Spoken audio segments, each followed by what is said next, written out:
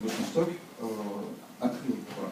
Donc, le premier besoin, je répète, c'était en effet le côté schémaless des bases de données, et le deuxième besoin, c'était en effet la scalabilité à peu près virtuellement infinie donc du stockage sur ces données-là. On pourra reparler un petit peu, si vous voulez, plus tard, des contraintes justement qui sont associées à ces deux points-là, qui sont assez nombreuses et qui font que le big data, contrairement à ce qu'on entend souvent aujourd'hui, n'est pas une solution en fait à tous les problèmes. Aujourd'hui, en fait, on a un peu tendance à croire que puisqu'on a un marteau dans les mains, tous nos problèmes sont des clous. Et le big data, aujourd'hui, on en parle pour des bases de données de quelques dizaines de milliers de points de données. En fait, voilà, le big data aujourd'hui est un type de solution qui correspond à un type de problème et non pas à tous les problèmes. Si vous avez en effet des besoins de données, de stockage de données non structurées, le big data serait une réponse, il y en a d'autres. Si vous avez des besoins en effet de scalabilité importante, le big data est a priori la bonne solution. Voilà. Nous, c'était nos deux besoins, donc c'est pour ça qu'on allait vers ça. Alors dans mon cas, vous imaginez bien que la compréhension et les sémantiques, c'est des choses qui sont essentielles, puisqu'on va être capable de montrer des produits très pertinents dans une page, en fonction notamment du contenu de cette page.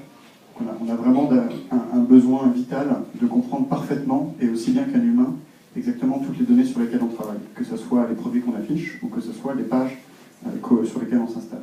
Et pour ça, en fait, on a créé un espèce de langage qui permet de représenter tous ces éléments. C'est un espèce de gros graphe qui définit à peu près tous les concepts, toutes les choses qu'on peut vendre et leur équivalent dans la description que vous avez dans une page d'un site. Et on essaie de venir représenter tous les objets avec lesquels on travaille dans ce référentiel. Si vous voulez, on a créé une espèce de grammaire de langage qui est compréhensible par un ordinateur. Et ensuite, notre travail, c'est de venir traduire absolument toutes les données qu'on manipule dans ce même langage. Et de manière assez amusante, en fait, ça fait absolument pas appel à des techniques de traitement liées au big data. Ce qui est vraiment big data, c'est tout le côté stockage et requêtage en temps réel. Et le classement en lui-même, c'est quelque chose qui fait appel à des techniques de traitement du langage, d'extraction d'informations, qui sont relativement classiques. Là où ça devient plus amusant et un peu plus dur, c'est au moment où vous devez faire ça à très très haute fréquence. Quand vous devez traiter un volume de données nouvelles vraiment important en permanence, vous êtes obligé de commencer à réfléchir comment est-ce que tout votre système peut être parallélisé, et pas seulement le stockage, et donc de mettre en branle un certain nombre d'algorithmes qui sont dont la popularisation est assez récente, mais la création n'est absolument pas récente. Alors, juste une petite note pour dire que vous êtes évidemment bienvenus pour nous interrompre et poser des questions. On fera un Q&A à la fin, mais si vous voulez sauter, n'hésitez pas à lever votre bras. Alors, pour Chef Jérôme, j'aimerais rentrer un peu plus dans le concret.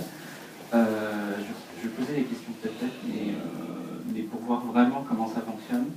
Je suis 750 grammes, je veux le widget Chef Jérôme qui va permettre à mes visiteurs d'acheter. J'imagine que ce qui va être dans le widget, c'est sur une page de recettes, la liste des ingrédients par exemple. Est-ce qu'il faut que je fournisse une base de données où la liste de tous les ingrédients sur toutes les pages sont fournies, ou est-ce que vous l'analysez on the fly, ou est-ce que vous fournissez juste les listes d'ingrédients, enfin, est-ce que vous montrez juste les listes d'ingrédients, ou est-ce que vous essayez de faire du matching, genre il va faire tel plat, donc il voudra, je sais pas, tel vin, tel truc, un truc qui est lié mais qui n'est pas dans le truc.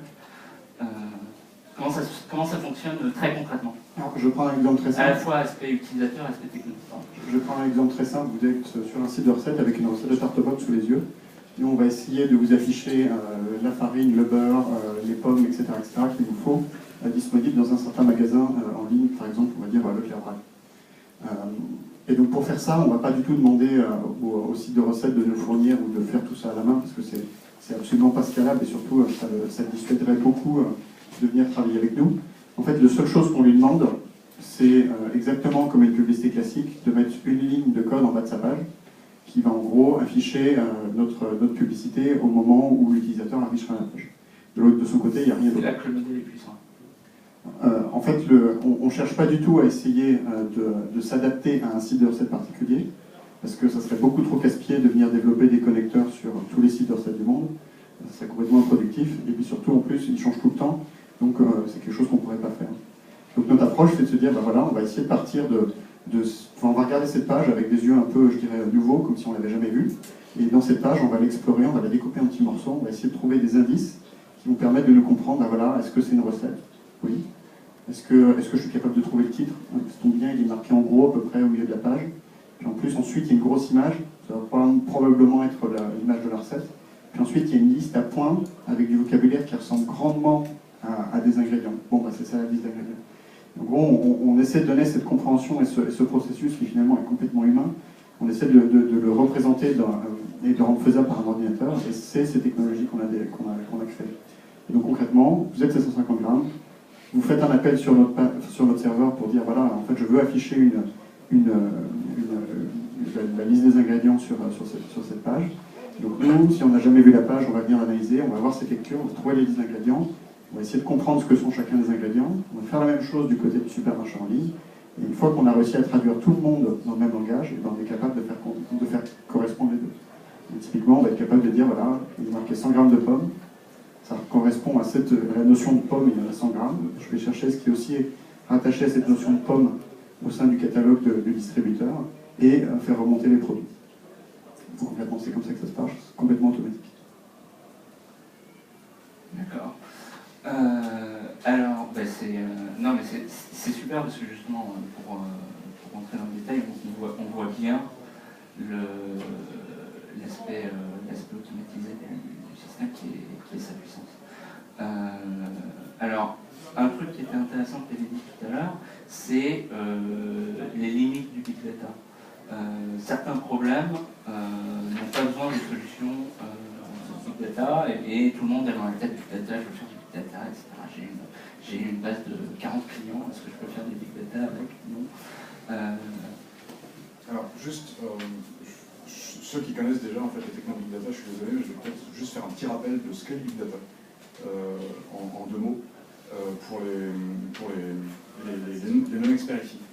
Le big data, c'est tout simplement la capacité à stocker les informations, non pas sur un serveur, mais sur une grille de serveurs qui sont mis en parallèle les uns avec les autres.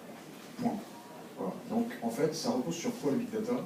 Ça repose sur le fait de stocker de façon distribuée les 1000 premiers éléments de ma liste sur le serveur 1 et les 1000 suivants sur le serveur 2, et de pouvoir rajouter un millième serveur le jour où j'ai besoin de stocker plus d'un million d'éléments.